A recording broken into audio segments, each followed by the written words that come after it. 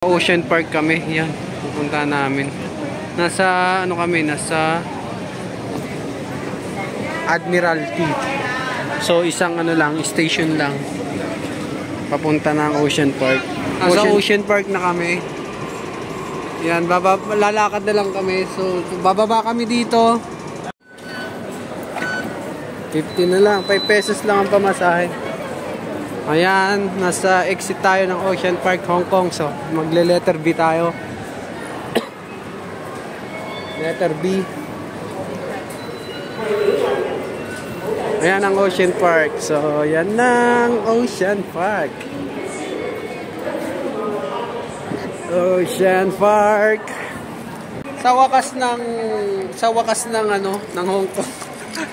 Andito na kami. Sikla. Ang dami namin pinuntahan, puro mararaming tao. Ngayon, ito na kami sa Hong Kong, Ocean Park. Yan. Shout out sa inyo lahat. Tingnan niyo yung harap ng ano, Ocean Park. Yan, nakapasok na kami. Dito na kami. Oh, yan na, Ocean Park.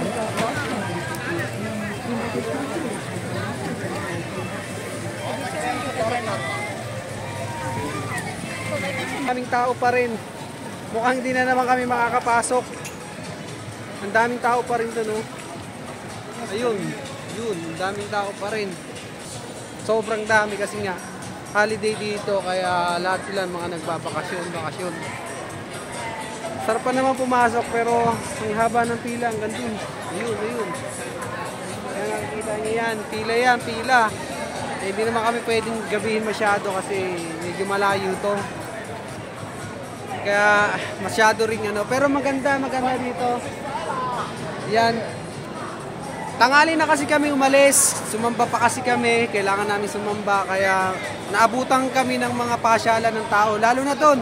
Nakailang ano kami, pumunta kami na yung parang zipline, diba tawag doon? Yung una namin pinuntahan, sumunod sa tram, yung tren na umakyat sa bundok. Tapos etong ano na to, itong Ocean Park, huli na siguro namin to kasi anong oras na? Alas 3 na, so mga 5 siguro uwi na kami. Dito na lang kami magpapahapon. Kasi nga, hindi na rin kami aabot sa ano, yung 10,000 Buddha na kung tawagin ay ano nila. Isa rin yun, kaso sa bundok. Sa bundok din yun yung 10,000 Buddha na yun, tsaka may lalakaran ka pa.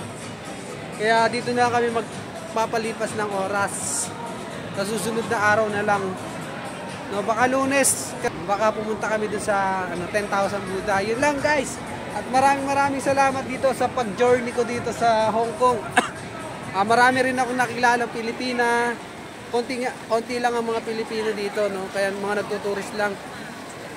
Ang isusunod kong ituturist ko ngayon ay ano, yung sa Macau. Doon ako mag-i-stay sa Macau. Mga Monday or Tuesday, magsisipat na ako, pamunta na ako Macau. Doon na ako mag-exit. So, malalaman nyo yun, yung Macau na yun, ikutin din natin. So, ngayon din, basta, kung saan tayo abutan, doon tayo, no? Yan.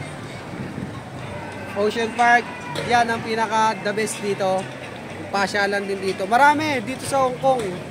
Maraming pasyalan dito, kaya sa mga magtutur, hindi kayo magsisisi sa gastos nyo kasi marami naman talagang ano, tsaka mabilis naman yung ano, mabilis naman yung mga yung transportation dito. As time is gold ang mga sasakyan dito, kaya kailangan isang araw mo mga 4, 3 na location ang mapupuntahan mo, kaya ano, enjoy mo lang yung pagtutur mo dito sa mga magtutur, no? Yan. Sineshare ko lang para may mga idea na kayo. Yun lang guys. Hanggat sa muli.